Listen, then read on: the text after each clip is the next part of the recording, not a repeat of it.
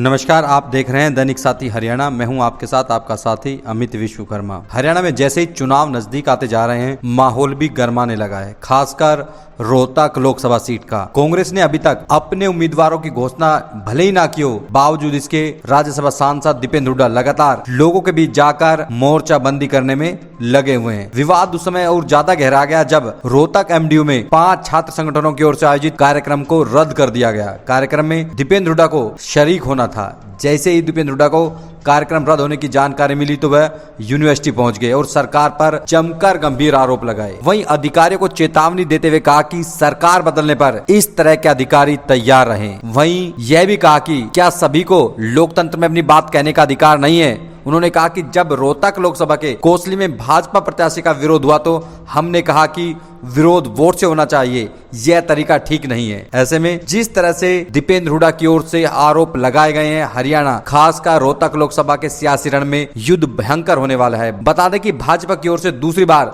सांसद डॉक्टर अरविंद शर्मा पर ही विश्वास जताया गया है। वहीं कांग्रेस की ओर से दीपेंद्र हुड्डा को मैदान में उतारने के कयास लगाए जा रहे हैं। अब आपको दिखाते हैं कि एमडीयू के गेट पर पहुंचे राज्यसभा सांसद दीपेंद्र हुड्डा किस तरह से सरकार पर बरसे।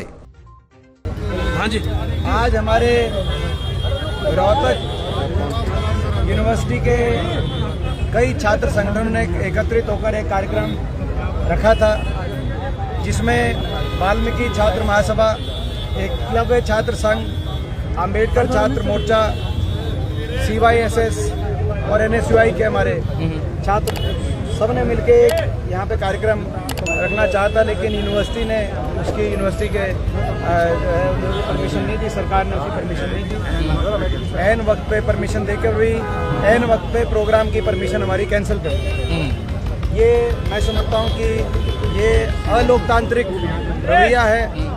ये कोई वाल्मीकि छात्र महासभा या अंबेडकर छात्र मोर्चा या एकलव्य छात्र संघ या CYSS या NSUI के केवल अधिकारों को छीनने की कोशिश या एक जो है हमारे अधिकारों को छीनने की कोशिश ही नहीं है।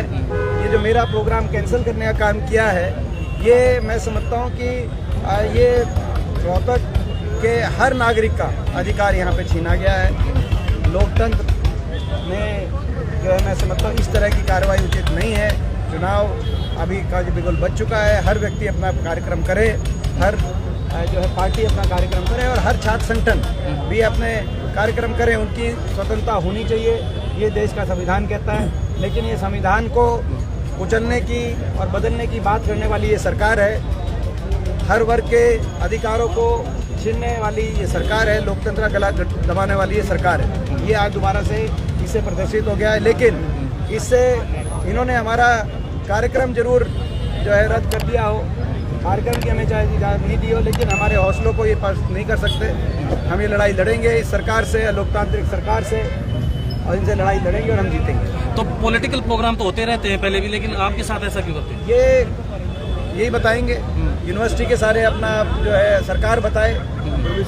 सरकार परमिशन दी गई थी, ये परमिशन दी गई, परमिशन आप देखो, ये परमिशन दी गई थी बाद में, और ये परमिशन दी गई थी, बाद में परमिशन कैंसिल कर दी। और जब परमिशन कैंसिल कर दी तो मैंने स्वयं बात करके सभी छात्रों को कहा कि हमें शांतिपूर्ण तरीके से, अगर परमिशन रद्द कर रहे हैं और ये कह रहे हैं कि फोर्स का ये उपयोग करेंगे, इस तरह की बात अगर प्रशासन धमकी देने का काम कर रही है तो हम कोई टकराव का परिस्थिति पैदा नहीं करें। हम लोग शांतिप्रिय लोग हैं। कैंसिल करने के पीछे क्या मनसा है? कैंसिल क्यों किया? पहले थी और उसके बाद करना क्या मतलब प्रोग्राम? देखिए, मैं समझता हूँ कि आप मंशा आपको भी पता है, हमें भी पता है। ये हर तरीके से जो ये चुनाव आयोग की जो सारे उनके दिशा निर्देश होते हैं, उनके पर कच्चे उड़ाने का काम ये सरकार कर रही है। जो निष्पक्षता की चुनाव आयोग की जो बात होती है, उसके पर कच्चे उड़ाने का काम ये सरकार और प्रशासन द्वारा किया जा रहा है। आपने देखा 4 दिन पहले गांधी कैंप में हमारा कार्यक्रम था। हमारी आंखों के सामने हमारे प्रोग्राम में आकर नगर निगम के अधिकारियों ने जो है वहाँ पे झंडे और लड़ियाँ उतारनी शुरू कर दी। हम प्रोग्राम में ही थे। प्रोग्राम में तो झंडे लड़ियाँ आपने बाद में आप उतारें, लेकिन प्रोग्राम के बीच में उतारने का काम किया गया।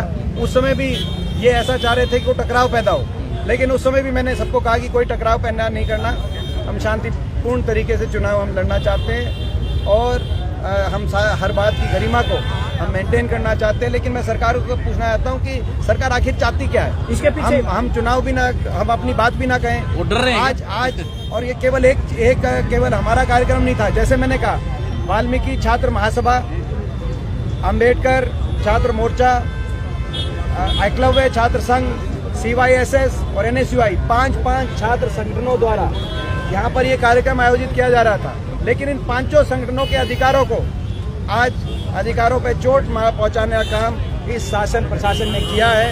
आज हमारे जो है चुनाव के अंदर, चुनाव जब आयोग चुनाव का बिगुल बज चुका है, आचार संहिता लागू हो चुकी है, तो क्या हम लोगों के बीच में जाके अपनी बात नहीं कह सकते? इस बात का जवाब ही दें। किसके इशारे पर MP साहब, क्या लगता है कोई इशारा कर रहा है पीछे? इशारा तो ये सारी जो है मैं समझता हूँ कि पिछले इलेक्शन में जो हो रहा था वो किसके इशारे पे हो रहा था। इस इलेक्शन में ये भारतीय जनता पार्टी की जो सरकार है, ये लोकतंत्र में विश्वास रखने वाले लोग नहीं है, संविधान में विश्वास रखने वाले लोग नहीं है।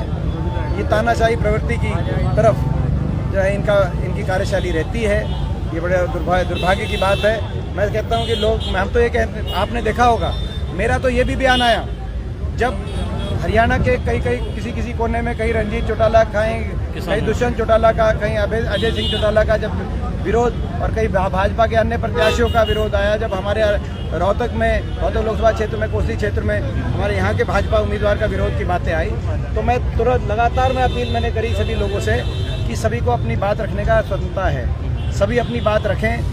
लोगों में जो गुस्सा है, जो लोगों में नाराजगी है, वोट की चोट से उस गुस्से और नाराजगी को इजहार करें लोग जिस दिन मतदान हो। लेकिन हर व्यक्ति अपनी बात रखे, हर दल अपनी बात रखे, पार्टी अपनी बात रखे। यही बाबा साहब ने हमें संविधान दिया है कि स्वतंत्रता हर व्यक्ति को अपनी बात रखने की स्वतंत्रता होनी चाहिए। चुनाव में हर विचारधारा को प्रकट किया जाए लोगों के बीच में, और उसके बाद जनता जनार्दन फैसला करती है। लेकिन ये कोई तरीका ठीक नहीं है कि जो है ये मैं प्रशासन को और सरकार को चेतावनी देना चाहता हूँ। ये सरकारें बदलती रहती है। जो प्रशासनिक अधिकारी आज इस तरह से सरकार के इशारे पर इस तरह की कार्रवाई कर रहे हैं, हमारे कार्यक्रमों को रद्द करने का काम कर रहे हैं, वो इस बात के लिए भी तैयार रहें कि कल को अगर सरकार बदल गई तो जो है उनको अपने असंवैधानिक अगर वो कोई फैसला, लोकतांत्रिक फैसला करते हैं, तो उसकी जवाबदेही उन्हीं की बनेगी। MP साहब, चुनाव आयोग निष्पक्ष काम कर रहा है, जैसे हेलीकॉप्टर भी उनका चेक किया राहुल गांधी जी के इतने बड़े नेता का, और यहाँ पे भी आप लोगों की आज के दिन योजनाबद्ध तरीके से संवैधानिक संस्थाओं को, जो संविधान कहते हैं संविधान को चल रहे हैं, उसके कई पहलू हैं।